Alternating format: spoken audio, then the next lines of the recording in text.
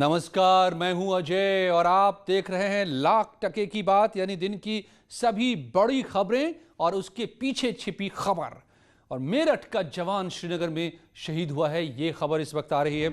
शोपियां में आतंकियों से मुठभेड़ के बाद मेरठ के रहने वाले अनिल तोमर जख्मी हो गए थे, जिसके बाद उनका श्रीनगर अस्पताल में इलाज चल रहा था, मगर आज उन्हें बचाया नहीं जा सका। मुंडाली के सिसौली के रहने वाले अनिल तोमर का पार्थिव शरीर कल मेरठ लाया जाएगा।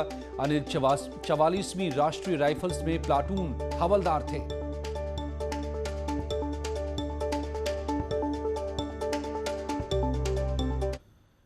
और जेल में बंद बाहुबली विधायक विजय मिश्र ने जिस सरकारी जमीन पर कब्जा किया था, अब उस जमीन पर पर्यटन थाना बनाया जाएगा। इसके लिए डीएम एसपी ने विधायक से आजाद कार्रवाई करवाई, जमीन का मौका मुआयना किया। जल्द इसे पर्यटन थाना बनाने के लिए पुलिस विभाग को सौंपा जाएगा। विधायक विजय मिश्र ने इस जमीन पर परशुराम मंदिर बनाने का ऐलान किया था।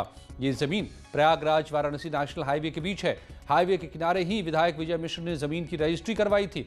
उसी की आड़ में जमीन से सटे 5 करोड़ से ज्यादा कीमत की सरकारी जमीन पर बाउंड्री वॉल बनाकर कब्जा कर लिया था। मामला संज्ञान में आने के बाद प्रशासन ने जेसीबी से बाउंड्री वॉल तोड़ी और अवैध जमीन को आजाद करवाया।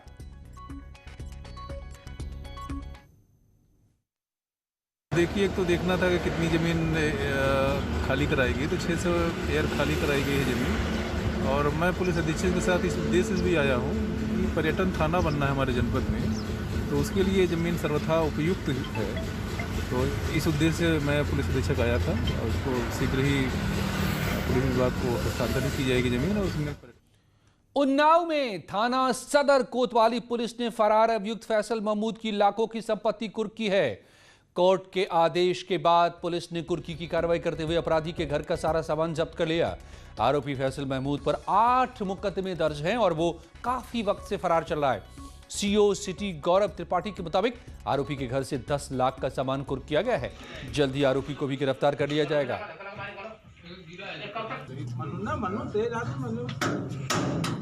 फरार चल रहे एक साथी अभियुक्त फैजल महमूद और सनाफ महमूद के खिलाफ धारा 83 सीआरपीसी के तहत कार्रवाई की गई है। इसमें उपयुक्त अभियुक्त की कुल करीब 10 लाख की संपत्ति कुर्क की गई है। अभियुक्त के गिरफ्तारी हेतु हम लोग प्रयास कर रहे हैं, अग्रिम विधिक कार्रवाई की जाएगी। और जौनपुर में जमीन विवाद को लेकर 2 पक्ष आमने सामने आ गए। सिकरारा थाना क्षेत्र में पीएससी के दारोगा का परिवार और उसके बड़े भाई के परिवार के बीच विवाद हो गया और देखते ही देखते दोनों के बीच जमकर मारपीट हो गई। वीडियो में देख सकते हैं कैसे दोनों ही पक्ष एक दूसरे के खून के प्यासे नजर आ रहे हैं। पुलिस ने इस केस में कार्रवाई की बात कही है।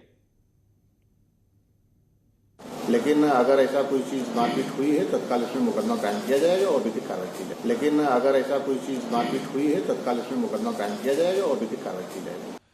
कांग्रेस जहां नए कृषि सुधार कानूनों को लेकर केंद्र सरकार को घेरने की कोशिश कर रही है, वहीं प्रयागराज पहुंचे यूपी के डिप्टी सीएम केशव प्रसाद मौर्य ने कांग्रेस पर बड़ा हमला किया। उन्होंने कहा कि ये कांग्रेस लगातार हार की वजह से बौखला गई है, संतुलन बिगड़ गया है। कांग्रेस जिस रास्ते पर चल रही है, एक दिन इतिहास के पन्नों में दर्ज हो जाएगी। केंद्र की मोदी और यूपी की योगी सरकार किसान, नौजवान और मजदूरों के हितों के लिए काम कर रही है। कांग्रेस वालों का सत्ता से बेदखल होने के बाद कुछ संतुलन बिगड़ गया है और वह पूंजीपतियों की बात करते हैं। इस देश के 8 करोड़ वह परिवार जिनको प्रधानमंत्री उज्ज्वला योजना के अंतर्गत निःशुल्क गैस का कनेक्शन मिला, वो पूंजीपति थे। कांग्रेस वाले यह चाहते हैं कि गरीब और गरीब रहे, मजदूर और बर्बाद हो जाए, नौजवानों को रोजगार ना मिले, किसानों को उसकी उपज का उचित मूल्य ना मिले, और वह सब कुछ हो रहा है मुख्य रूप से कांग्रेस की बौखलाहट का यही परिणाम है। और मैं यह मानता हूं कि जिस रास्ते पे कांग्रेस चल रही है, इतिहास के पन्ने में दर्ज हो जाएगी। कृषि बिल के विरोध में बागपत में आज महापंचायत का आयोजन हुआ। इसमें चौधरी नरेश टिकैत भी शामिल रहे। बड़ी संख्या में इलाके के किसान यहां इकट्ठे हुए। 30 दिसंबर को किसानों के जरिए दिल्ली चलने की रणनीति तैयार की गई है। नरेश टिकैत ने कहा कि वो चाहते हैं कि सरकार 2 कदम पीछे हटे और 2 कदम किसान पीछे हटे, ताकि सही समाधान निकल सके। उसके हम तो यही चाहा भाई सरकार थोड़ा सा अपना 2 कदम पीछे हटाए कि किसान भी 2 कदम पीछे हटावे और जो वार्ता है सफल होनी चाहिए। कृषि प्रधान देश है, इसका ध्यान चाह रहा रखना। किसान है कि या खेती बाड़ी जिंदा रहे, तो हम तो यही तो चाह, हमारी और तो नहीं कुछ ऐसी ज़्यादा मांग है। प्राइम मिनिस्टर मोदी ने महाराष्ट्र से बंगाल के लिए 100वीं किसान रेल को हरी झंडी दिखाकर रवाना किया। 4 महीने में यह 100वीं किसान रेल चलाई गई है। इस मौके पर पीएम मोदी ने कहा कि ये रेल किसान को बाजार से जोड़ रही है। किसान रेल से किसानों को नया मौका मिला है। ट्रेन से सब्जियों और फल की ढुलाई होगी।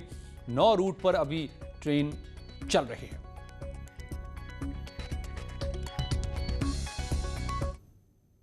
एक बहुत बड़ा कदम है।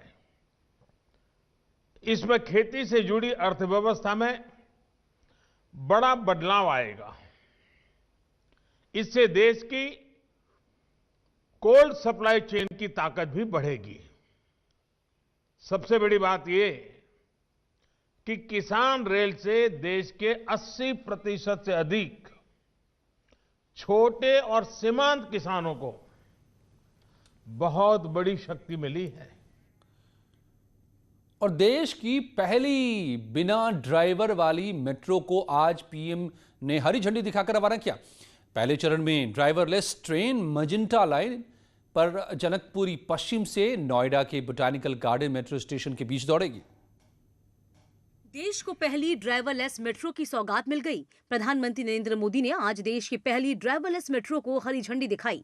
पहले चरण में ड्राइवरलेस मेट्रो मेजेंटा लाइन पर जनकपुरी पश्चिम से नोएडा के बोटानिकल गार्डन मेट्रो स्टेशन तक रफ्तार भरेगी। इसके बाद इसे आगे बढ़ाया जाएगा। ड्राइवरलेस मेट्रो को हरी झंडी दिखाते हुए पीएम मोदी ने कहा कि देश में 2025 तक करीब 25 शहरों में मेट्रो चलाने का प्लान है। उन्होंने कहा कि अटल जी के प्रयासों से दिल्ली को पहली मेट्रो मिली है। साल 2014 में जब हमारी सरकार बनी, उस समय सिर्फ 5 शहरों में मेट्रो रेल थी। आज 18 शहरों में मेट्रो रेल की सेवा है।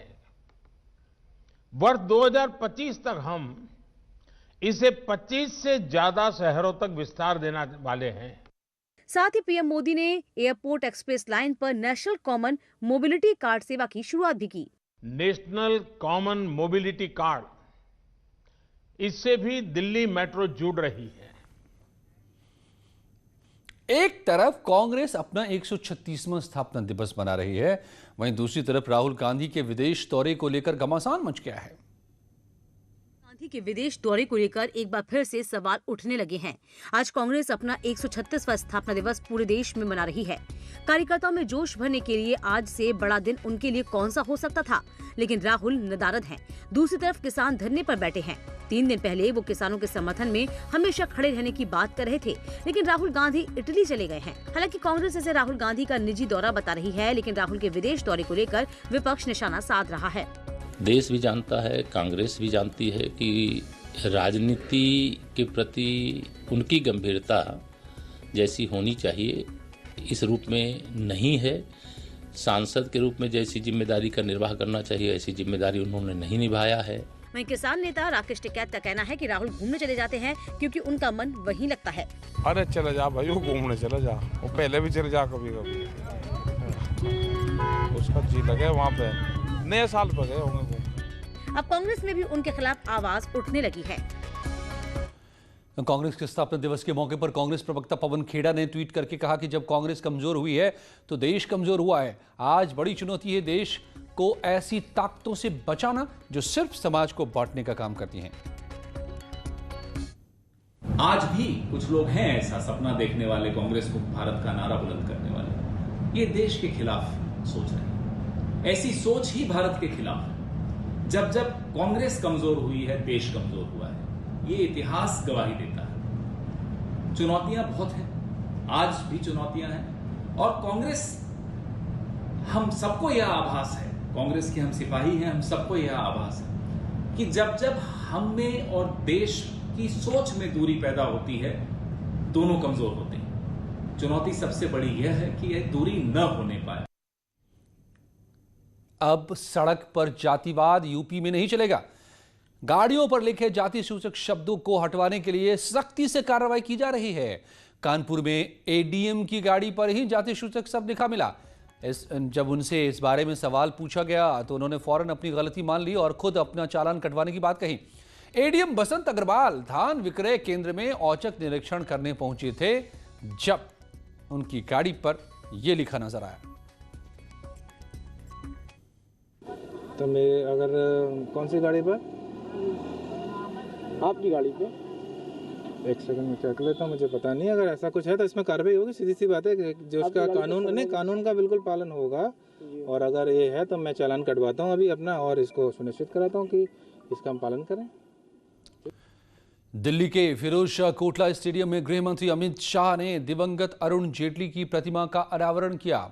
इस मौके पर अमित शाह ने अपने और जेटली के अच्छे संबंधों के बारे में भी बताया। मंत्री अमित शाह ने दिल्ली के फिरोज शाह कोटला स्टेडियम में पूर्व केंद्रीय मंत्री और बीजेपी के दिवंगत नेता अरुण जेटली की प्रतिमा का अनावरण किया।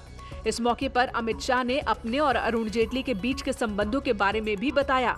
उन्होंने जेटली को अपना बड़ा भाई बताया और कहा कि उन्होंने हर संकट के वक्त पार्टी और उनकी मदद की। शाह ने कहा कि जेटली ने एक मजबूत आईपीएल को खड़ा किया, जिसने हजारों युवाओं को क्रिकेट के लिए तैयार किया।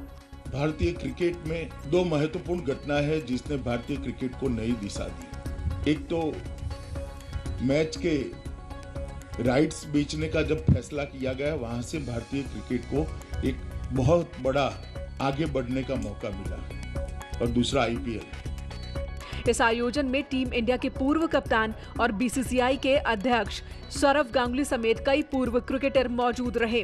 प्रधानमंत्री नरेंद्र मोदी ने अरुण जेटली को उनकी जयंती पर उन्हें याद करते हुए कहा कि उनका ओजस्वी व्यक्तित्व, बुद्धिमत्ता, कानूनी समझ और हाजिर जवाबी को वे सभी लोग याद करते हैं जो उनके काफी निकट थे।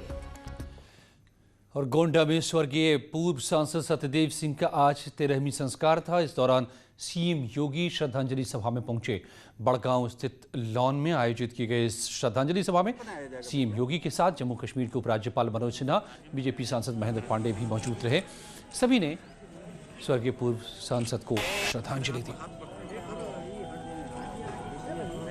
तो ये तस्वीर आप देख रहे हैं, तीन दिग्गज यहाँ मनोज सिन्हा जो इस वक्त उपराज्यपाल हैं जम्मू कश्मीर के मौजूद हैं, पहुंचे श्रद्धांजलि सभा में। पूर्व सांसद को श्रद्धांजलि श्रद्धा पुष्प अर्पित किए। सीएम योगी, आगे सड़ो, केंद्रीय मंत्री महेंद्र पांडे, तीनों के तीनों मौजूद। राम जन्मभूमि परिसर की रिवाइज्ड सुरक्षा का खाका तैयार हो चुका है। अयोध्या पहुंचे जनपद के नोडल ऑफिसर और एडीजी जोन एसएन सावत ने ये बात कही है। प्रदेश सरकार के निर्देश पर अयोध्या जनपद के नोडल अधिकारी और एडीजी लखनऊ जोन ने 3 दिन के अयोध्या दौरे पर वो पहुंचे। नोडल ऑफिसर एसएन सावत राम जन्मभूमि पर पहुंचकर रामलला के दर्शन भी किए। इसके बाद उन्होंने हनुमानगढ़ी का भी रुख किया। दर्शन पूजन के बाद नोडल ऑफिसर लाइन सभागार में डीएम, डीआईजी, एसएसपी और दूसरे जिलों के अधिकारियों के साथ बैठक की। जो हमारा अस्थायी मंदिर का स्थल था, वहाँ एक प्रकार सुरक्षा योजना प्रभावी था। अभी हमारे पास 2 पार्ट हो गया, जहाँ पे अस्थायी मंदिर मौजूदा समय में श्री रामलला विराजमान है, उसकी सुरक्षा, और जहाँ पे हमारा कंस्ट्रक्शन हो रहा है जो साइट है उसकी सुरक्षा। तो ये 2 पार्ट में हो गया। तो नेचुरली ये सुरक्षा का जो स्कीम रिवाइज होना स्वाभाविक बात है। तो लौटते हैं